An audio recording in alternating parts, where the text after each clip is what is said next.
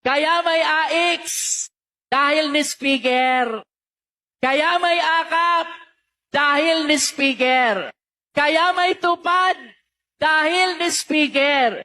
Sa panahon ni President Bongbong Marcos, sa panahon ni Speaker Martin Romualdez, correct me if I'm wrong, bumaha at bumagyon. Huwag magpadala sa vote buying. Ang vote buying ngayon, legal na, hindi na illegal.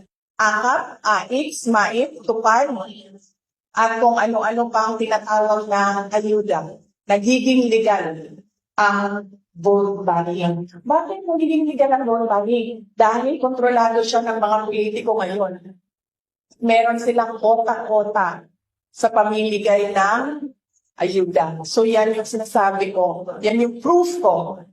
Nagiging legal na ang vote buying na tinatago sa pangalang ayuda.